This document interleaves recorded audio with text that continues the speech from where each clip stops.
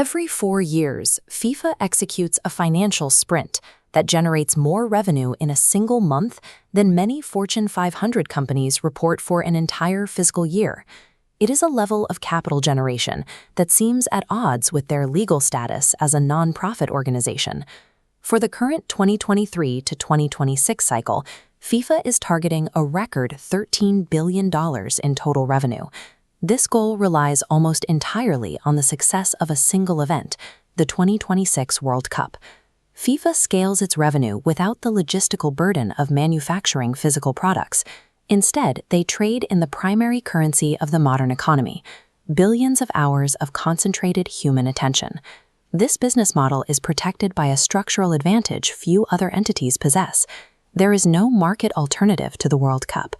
For global brands, the only way to access this specific, massive audience is to accept FIFA's terms and pricing. However, even a monopoly has a ceiling if its supply is fixed.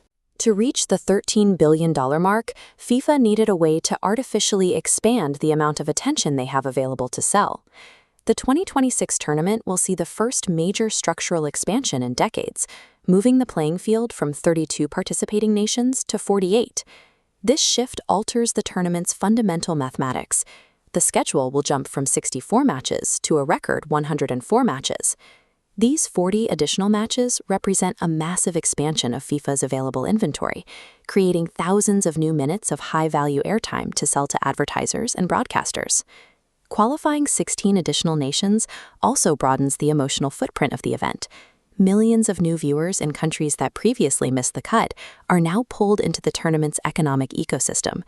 This larger, more invested audience, spread across a 60% increase in matches, guarantees that every revenue stream within FIFA's network has significantly more surface area to monetize.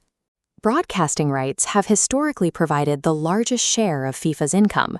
In a fragmented media landscape, live sports remain one of the few formats where audiences still watch commercials in real time. The 104-match schedule offers networks thousands of additional hours of unskippable content. This expanded inventory forces traditional television networks and digital streaming platforms into multi-billion-dollar bidding wars to secure exclusive access. That increased visibility also raises the entry price for corporate sponsors. More matches mean more opportunities for stadium branding and digital impressions, allowing FIFA to renegotiate its partnerships at a significantly higher valuation. These matches will be hosted in massive North American stadiums, many of which can accommodate between 60,000 and 80,000 fans per game. Filling those stadiums generates millions of ticket sales and triggers a massive wave of secondary consumer spending on official jerseys and merchandise. Beyond the standard seats, FIFA leverages high-end corporate hospitality. These VIP packages, often costing tens of thousands of dollars, are sold to high-net-worth fans and executives who use the event for global networking. The 104-match inventory acts as an economic multiplier, ensuring that every broadcast second and every stadium seat is pushed to its maximum financial potential.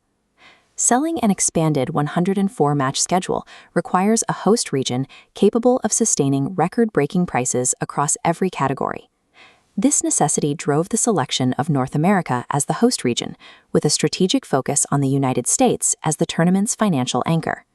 The U.S. is the world's largest advertising market, home to the highest corporate marketing budgets, and a consumer base with significant purchasing power. Advertisers and broadcasters in this market are accustomed to paying a premium for live sports, allowing FIFA to charge much higher rates for the same 90-minute product.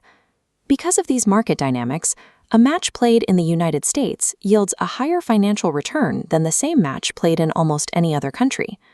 The 2026 cycle is a calculated alignment of scale and geography, matching 48 teams and 104 matches with the massive spending power of the American advertising industry. The foundation of this system is the deeply emotional investment of the fans. This organic passion creates the high-density engagement that global brands pay billions of dollars to reach. Since no other organization can replicate the scarcity or the global reach of the World Cup, FIFA's expanded financial empire remains effectively unchallenged. The 2026 World Cup serves as a case study in attention economics, proving that the modern game is engineered to maximize the value of every single viewer on a global scale.